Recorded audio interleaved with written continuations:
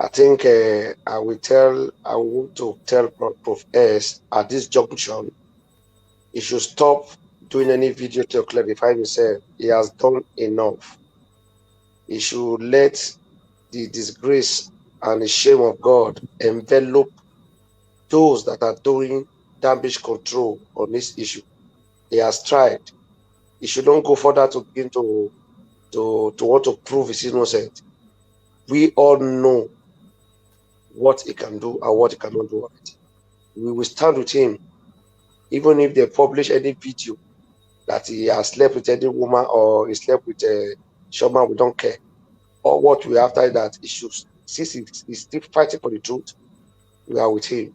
That aside, Greetings, people. It's Mr. Pool, the trigger, yet again on another episode of the Enlightenment series. So I do listen to people, mainly to people that have concern about baby testimony, people who are laser focused on finding justice for baby testimony. But I just want to give, my people an assurance. There's nothing that will ever come from Ogala. There's nothing that has any value that Ogala will ever present to anyone to make a case. Ogala is in a just a desperate mode right now. That's why she's jumping from one place to another to get to sell this narrative. She's doing the damage control for Omoto now, so that it looks like this whole case of the missing child does not really hold water. But we shall not be distracted. But we have to keep addressing these issues as we go. I don't want you people to lose patience. It's very important because, like I told you in the inception, that this case of baby testimony, so many people will testify. This is the work of God. This is God that has inspired this case to be as hot as it is right now. So there's no such thing as damage control as if they are doing, Nigerian bloggers are doing, that can change the aspect that baby testimony or the truth and the reality that baby testimony is missing. One thing I've already realized is the more they talk in the streets, the more they make the noise that they are making. People now want to know, what is this story about? Who's this Prof X? What is he talking about? Then they come here, they realize that we are dealing with serious issues here. We are dealing with a case that is very sensitive and a case that is very real. And eventually they become lovers of the truth. They also start following and flowing with Mr. PDT. Okay, the purpose of this video, as we dig deeper into Zambia, like I told you, we are taking this slowly but surely. But one thing I can guarantee you is, I know most of you are putting me under pressure to say, no, delay is dangerous. Jump into Zambia, do this. People, everything is under control. That's what I can promise you. And like I always say, we'll find baby testimony. Where we are right now, it's practically impossible for whoever that is in charge or whoever that is in custody of the two alleged babies whom we are assuming that they resemble baby testimony. Remember, we are hunting here and we're not taking any chances.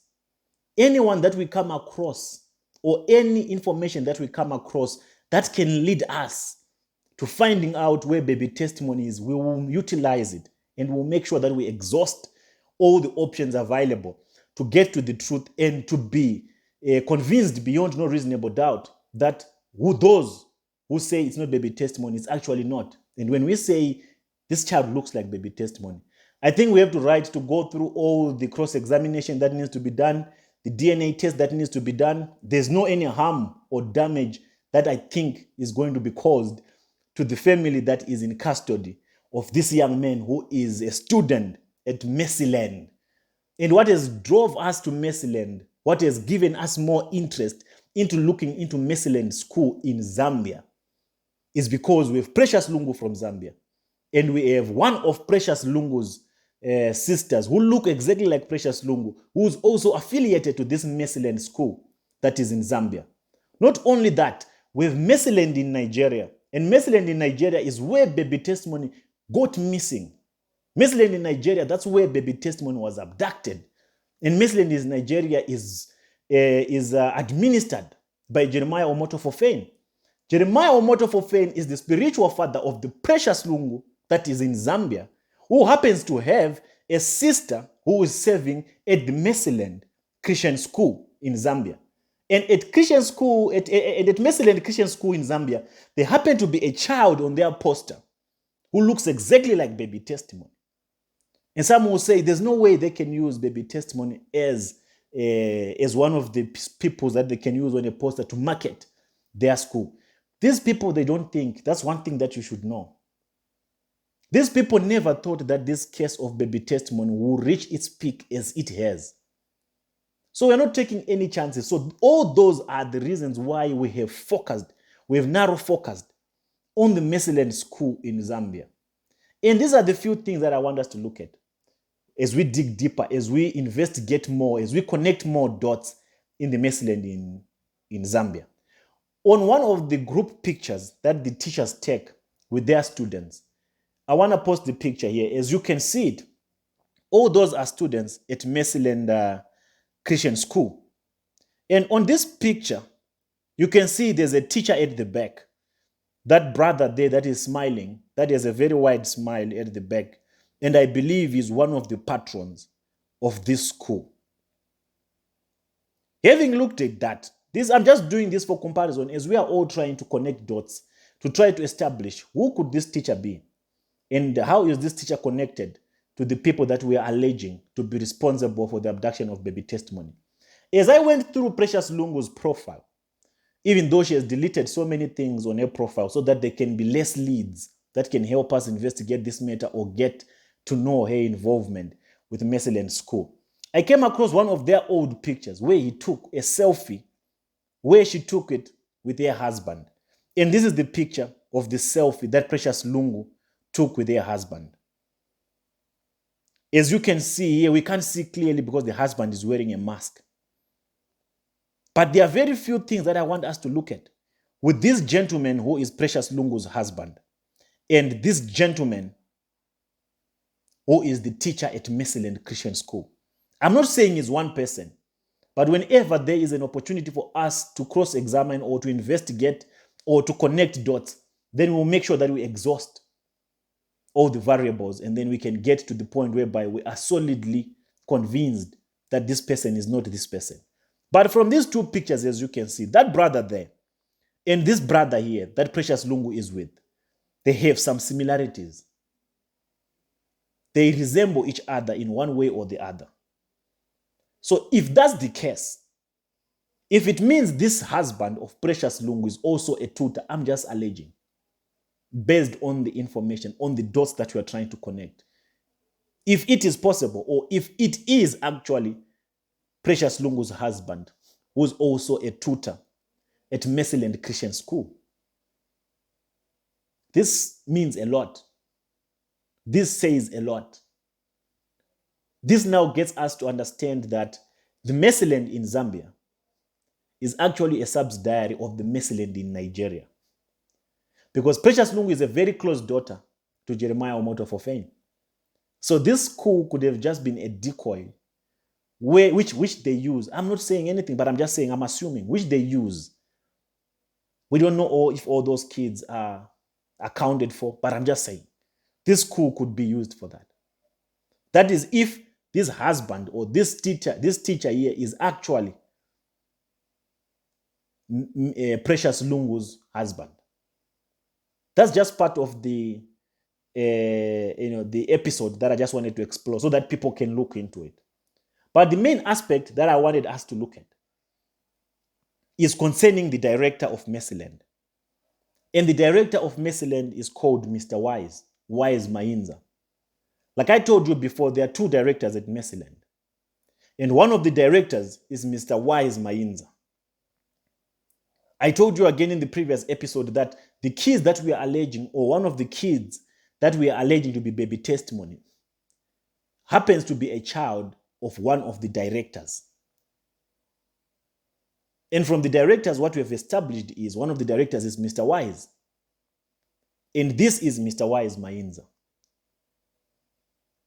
And Mr. Wise Mainza seems to be doing so many different other conferences with different people in Zambia. He has been a guest speaker on different platforms, which gives us an assurance that if indeed the alleged child is actually baby testimony, and Mr. Mainza is actually the guardian of this young man, then this whole thing is going to be easy. It's not even going to take us time to establish if this child is actually 100% DNA confirmed a biological son of Mr. Mayinza, of Mr. Wise, who happens to be a director of MercyLand Christian School.